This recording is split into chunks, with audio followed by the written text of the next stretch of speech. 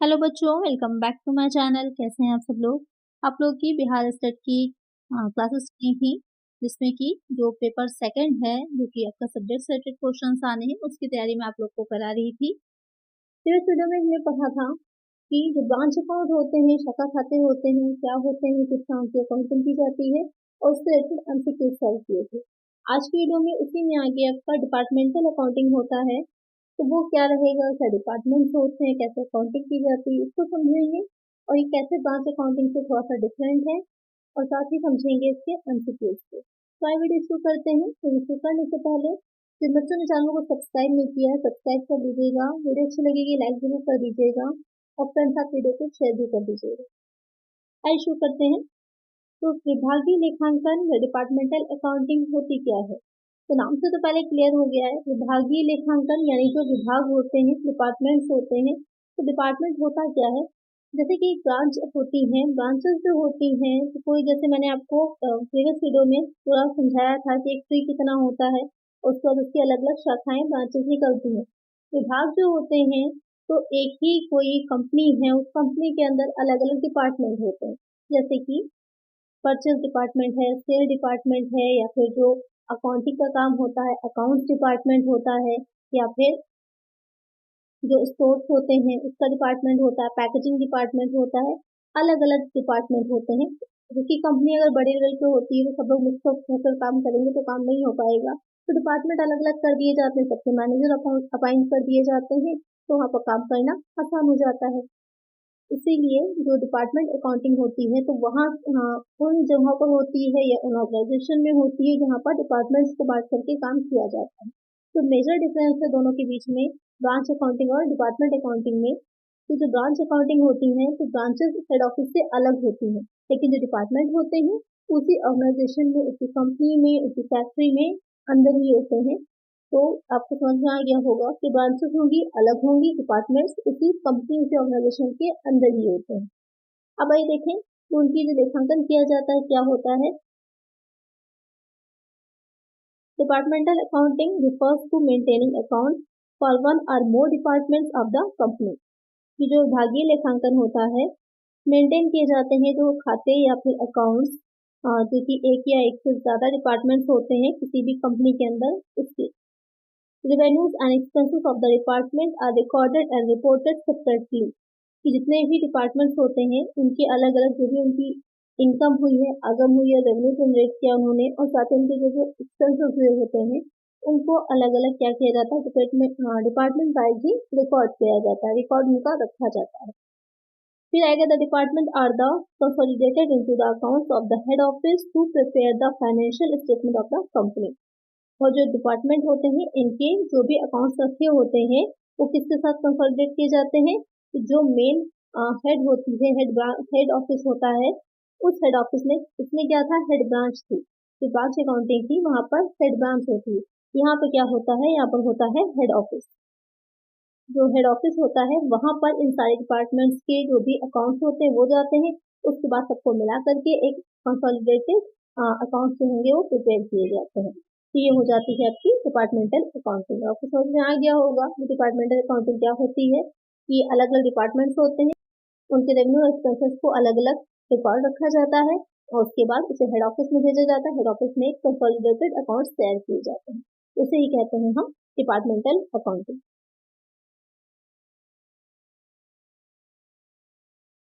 अब देख लेते हैं क्या इसके फीचर्स होते हैं, नहीं समय बहुत अच्छे से एक्सप्लेन हो जाएगी सारी चीजें। पहला फीचर क्या होता है, the accounts are prepared separately for each department. सारे डिपार्टमेंट जितने भी होते हैं, हर डिपार्टमेंट के लिए अलग अलग तय किए जाते हैं, अकाउंट्स प्रिपेयर किए जाते हैं। दूसरा पॉइंट हो जाएगा, each department is taken as profit centre. जितने भी डिपार्टमेंट्स होते हैं उनको अलग से एक लाभ केंद्र के रूप में देखा जाता है, क्योंकि ये उनसे एक्सपेक्ट किया जाता है, जितने एक्सपेंसेस दिए जा रहे हैं, जितना उन पर एक्सपेंस किया जा रहा है, उनसे जो इनकम हो वो उससे ज्यादा हो, तो जिससे कि ज्यादा वो प्रॉफिट दे सके, लाभ दे सके। थर्ड हो जाएगा, planning and budgeting is done separately for each department based on its own accounting records. कि जो प्लानिंग एंड बजटिंग होती है, कि जो नियोजन किया जाता है या उनके लिए जो बजट तैयार किया जाता है, हर डिपार्टमेंट के लिए अलग अलग किया जाता है। जैसे कि बजटिंग जो होता है, बजटन में क्या किया जाता है, डिफरेंट डिपार्टमेंट्स होते हैं अलग अलग, तो उनके लिए बजट तैयार किया जाता है। बजट बहुत सी तरह का होता है, मास्टर बजट होता है, परचेज होता है, सेल बजट होता है, कैश बजट होता है, बहुत से तरीके का होता है, फ्लेक्सिबल होता है। तो डिपेंड करता है कि किस तरह से हम इसको क्लासिफाइड कर रहे हैं। तो बजट बहुत तरह का होता है। तो ये जो अलग अलग डिपार्टमेंट्स होते हैं उनके लिए भी सेपरेटली तैयार किया जाता है कि उनकी क्या नीड्स हैं, क्या उन पे एक्सपेंसेस आएंगे, कहाँ से उनकी इनकम होगी, इन सारी चीज़ों के लिए अलग से उनका एक बजट तैयार किया जाता है। फिर आ जाएगा the accounts of various departments are consolidated to provide a whole view of the company, कि जितने भी अलग अलग डिपार्टमेंट्स होते हैं सबके अकाउंट को कंसोलिडेट किया जाता है, एकीकृत किया जाता है, ये देखने के लिए कि जो एक कंप्लीट कंपनी है, उस कंपनी की स्थिति क्या है, कंपनी की सिचुएशन क्या है उस फाइनेंशियल ईयर में। नेक्स्ट पॉइंट है departmental accounting is generally adopted by the multinational corporation. ये जो डिपार्टमेंटल अकाउंटिंग होती है कहाँ पर ज़्यादा अपनाई जाती है, जहाँ पर मल्टीनेशनल कॉर्पोरेशन होती हैं। मल्टीनेशनल यानी कि जो कंपनीज हैं उनका कई और देशों में, कई और कंट्रीज में अपना बिजनेस फैला होता है, तो वो कंपनीज के द्वारा ज़्यादा यूज किया जाता है क्योंकि वो बड़े लेवल पर काफ़ी लार्ज स्केल पर बिजनेस करती हैं, तो वहाँ पर डिपार्टमेंट्स भी अलग अलग खोले जाते हैं, तो वहाँ पर इसका ज़्यादा यूज होता है। तो आप समझ गए होंगे कि फीचर्स से अच्छे से कि डिपार्टमेंटल अकाउंटिंग क्या होती है और कैसे ये ब्रांच अकाउंटिंग से अलग होती है। आइए चलते हैं कुछ एमसीक्यूज की तरफ और देखते हैं कि इससे किस तरह के एमसीक्यूज बनते हैं और कैसे उन्हें सॉल्व किया जाएगा। पहला क्वेश्चन है, जिन व्ययों को भाग में विभाजित नहीं किया जा सकता उन्हें डैश में दिखाया जाना चाहिए। Expenses which can not be appropriated to department must be shown in the dash. Balance sheet, trading account, profit and loss account, profit and loss appropriation account.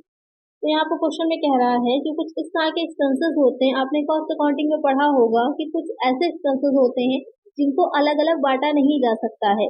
एक हो जाता है आवंटित करना और दूसरा हो जाता है विभाजन करना। उनका विभाजन नहीं किया जा सकता, उनको एग्जैक्टली बांटा नहीं जा सकता। जैसे कि मशीनरी है, मशीनरी जो है एक लगाई हुई है आपने, पैकेजिंग में भी यूज हो रहा है और भी ऑफिस में यूज हो रही है, तो आपको एग्जैक्टली पता करना मुश्किल है कि किस डिपार्टमेंट में ज्यादा उसका यूज किया गया। तो वहां पर जो इसके एक्सपेंसेस आएंगे उसको आप कहाँ पर डायरेक्टली दिखा सकते हैं, तो उसे हम दिखाते हैं लाभ एवं हानि खाते में, प्रॉफिट एंड लॉस अकाउंट में, क्योंकि ये क्या बनता है, तो कंसोलिडेटेड बनता है ना, तो इसमें ही हम इसको दिखाते हैं। तो एक आंसर क्या हो जाएगा हमारा, ऑप्शन सी। नेक्स्ट क्वेश्चन है, जब सामान एक विभाग से दूसरे विभाग में स्थानांतरित किया जाता है तो उन्हें डैश कहा जाता है। When goods are transferred from one department to other department, they are called dash. Interdepartmental transfers, outer departmental transfers, not a transfer, regular transfer. तो क्वेश्चन में कह रहा है कि जो गुड्स होते हैं जब एक ही डिपार्टमेंट से दूसरे डिपार्टमेंट में ट्रांसफर किए जा रहे हैं तो उसको हम क्या कहेंगे, उस तरह का ट्रांसफर क्या कहलाता है। क्योंकि एक ही डिपार्टमेंट से दूसरे डिपार्टमेंट ट्रांसफर किया, आपकी संस्था के या जो ऑर्गेनाइजेशन उसके बाहर नहीं गए हैं, तो इस तरह के जो ट्रांसफर होता है उसको अंतर विभागीय स्थानांतरण कहते हैं, इंटर डिपार्टमेंटल ट्रांसफर कहते हैं। तो करेक्ट आंसर क्या हो जाएगा, ऑप्शन ए।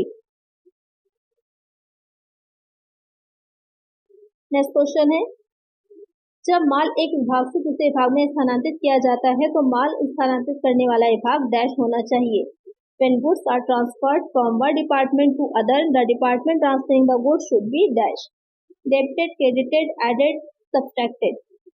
तो क्वेश्चन यहाँ पर कह रहा है कि जो गुड्स हैं जब एक डिपार्टमेंट से दूसरे डिपार्टमेंट में हम ट्रांसफर कर रहे हैं तो वहां पर जो डिपार्टमेंट ट्रांसफर कर रहा है उसको क्या किया जाएगा, डेबिट करेंगे, क्रेडिट करेंगे, या जो उसको ऐड कर दिया जाएगा या फिर सब्ट्रैक्ट किया जाएगा, उससे जो भी गुड्स है उनको उसको क्या किया जाता है, उसको क्रेडिट किया जाता है। तो एक आंसर क्या हो जाएगा, ऑप्शन बी। जिसको मिल रहा है, जो जिस डिपार्टमेंट को रिसीव हो रहा है, जैसे ए और बी दो डिपार्टमेंट है, ए ने अगर बी को किया, जैसे ए और बी जो है वो दो डिपार्टमेंट है, ए ने बी को कुछ गुड्स को सेंड किया है, ट्रांसफर किया है, तो ए को क्या किया जाएगा और बी को क्या किया जाएगा, ये तो क्वेश्चन आपसे कह रहा है। तो ये दोनों जो भाग हैं, तो जो स्थानांतरित कर रहा है उसको क्या किया जाएगा, उसको क्रेडिट किया जाएगा, और किसको मिल रहा है गुड्स, गुड्स मिल रहे हैं बी को, तो इनको क्या किया जाएगा, डेबिट किया जाएगा। तो एक आंसर क्या हो जाएगा हमारा, ऑप्शन बी। नेक्स्ट क्वेश्चन है, जब माल एक विभाग से दूसरे विभाग में स्थानांतरित किया जाता है तो माल स्थानांतरित करने वाले विभाग को क्रेडिट किया जाना चाहिए और माल प्राप्त करने वाले विभाग को डैश होना चाहिए। When goods are transferred from one department to other, the department transferring the goods should be credited and department receiving the goods should be dash, debited, credited, added, subtracted।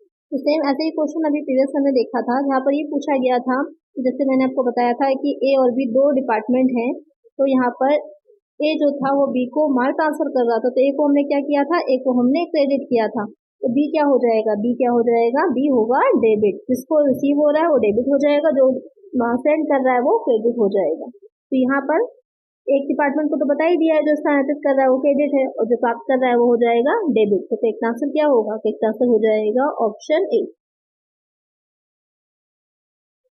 Next question लेते हैं, विभागीय खातों में निदेशक शुल्क, ब्याज जैसे खर्चों को डैश में स्थानांतरित किया जाता है।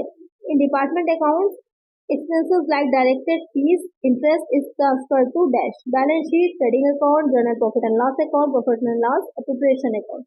क्वेश्चन में कह रहा है कि जो डिपार्टमेंटल अकाउंट्स होते हैं वहां पर जो डायरेक्टर्स की फीस होती है या फिर जो इंटरेस्ट होता है उसको कहाँ पर स्थानांतरित किया जाता है या कहाँ पर उसको हम दिखाते हैं, तो उसको हम कहाँ पर दिखाएंगे, जो हमारा general profit and loss account होता है वहां पर दिखाएंगे। क्यों, क्योंकि जो डायरेक्टर है, डायरेक्टर तो सभी को डायरेक्ट कर रहा है ना, जितने भी डिपार्टमेंट्स होंगे सभी को डायरेक्ट कर रहा है, तो जो भी शुल्क उनको दिया जाएगा तो उनको किसी एक डिपार्टमेंट से तो आप बांट नहीं सकते ना, इसलिए उसको जो हम general profit and loss account बनाते हैं जो सबका कंसोलिडेटेड होता है उसमें ट्रांसफर किया जाता है।